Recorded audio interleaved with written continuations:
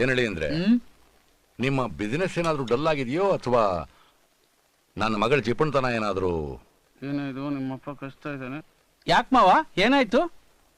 ಏನಿಲ್ಲ, ಅಪರೂಪಕ್ಕೆ ನಿಮ್ಮ ಮನೆಗೆ ಬಂದಿದ್ದೀವಿ, ಊಟಕ್ಕೆ ಚಿಕನ್ನು ಮಟನ್ನು ಸಿಗುತ್ತೆ ಅಂತ ನಾವು ಅನ್ಕೊಂಡಿದ್ರೆ ಇದೇನು ಸೊಪ್ಪು ಸೆರೆ ಸಾಂಬಾರು. ಅದ ಮಾವ, ದೇವರ ಸೃಷ್ಟಿಯಲ್ಲಿ ನಾವು ತಿನ್ನೋದಕ್ಕೆ ಅಂತ ಸೊಪ್ಪು ತರಕಾರಿ ಹಣ್ಣು ಹಂಪಲು ಎಲ್ಲ ಇರಬೇಕಾದ್ರೆ ಪ್ರಾಣಿಯನ್ನು ಕೊಂದು ಅದನ್ನ ತಿಂತ ಎಂಜಾಯ್ ಮಾಡೋದು ರಾಕ್ಷಸತ್ವ ಅಲ್ವಾ? ಪಾಪ, ಅದು ಕೂಡ ನಮ್ಮ ತರ ಒಂದು ಜೀವ ಇರೋ ಪ್ರಾಣಿ ಅಲ್ವಾ? ಏನ್ ಹೇಳ್ತಾ ಇದ್ದೀರಾ? ಅಯ್ಯೋ ಅತ್ತೆ, ಇದು ನಾವು ಹೇಳಿದ ಮಾತಲ್ಲ. ನಿಮ್ಗೆ ಭಗವಾನ್ ಬುದ್ಧ ಪಾರ್ಟ್ 2 ಗೊತ್ತಾ? ಭಗವಾನ್ ಚಂದೂರವರು ಅವರು ಹೇಳಿದ ವೇದ ವಾಕ್ಯ. ಅದಕ್ಕೆ ನಾವು ಮಾಂಸ ಮಡ್ಡಿ ಎಲ್ಲ ಬಿಟ್ಟುಬಿಟ್ಟು ಸೊಪ್ಪು ಸದೆ ಅದು ಇದು ತಿನ್ಕೊಂಡಿದೀವಿ. ಅವನಿಷ್ಟು ಬದಲಾವಣೆ ಆಗಿದ್ದಾನೆ ಅಂತಂದ್ರೆ ನಿಜವಾಗ್ಲೂ ಗ್ರೇಟ್. ನಾನಿನ್ನು ಬರ್ತೀನಿ ಅಂಕಲ್.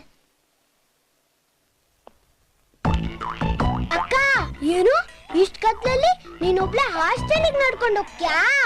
ಏಯ್, ಹಾಸ್ಟೆಲ್ ಎಲ್ಲೋ ಇದೆ, ಎಡು ಬಿದ್ರೆ ಹಾಸ್ಟೆಲಪ್ಪ. ಆದ್ರೂ ಹುಡುಗಿನ ಒಬ್ಬಳೆ ಕಳ್ಸದ, ಅದಕ್ಕೆ ನಾವು ಹೋಗಿ ಬಿಟ್ಬಿಟ್ ಬರ್ತೀವಿ. ಜೊತೆಗೆ ಮಾಮನ್ನು ಕರ್ಕೊಂಡು ಹೋಗ್ತೀವಿ. ಬಾ ಮಾಮ. ನಿನಗೆ ಯಾವತ್ತೋ ಇಲ್ಲ ಅಂದಿದ್ದೀನಿ ನಾನು. ನಡಿ ನಡಿ ನಡಿ ನಡಿ.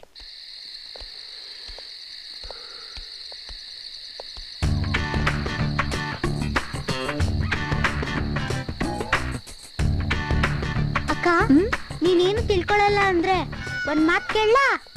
ಕೇಳು. ಅಲ್ಲ, ನಾವಿಬ್ರು ಲೇಡೀಸ್ ಆಗಿರೋದ್ರಿಂದ ಕೇಳ್ತಾ ಇದ್ದೀನಿ. ನೀನ್ ಮದ್ವೆ ಆಗ ಹುಡುಗ ಹೇಗಿರ್ಬೇಕು? ಅಲ್ವೇ, ನೀನಿನ್ನೂ ಬೇಬಿ, ನಾನ್ ಗರ್ಲ್ ಗೊತ್ತಾ? ಏನೇ ಆದ್ರೂ ನಾವಿಬ್ರು ಲೇಡೀಸ್ ತಾನೆ, ಹೇಳಕ್ಕ.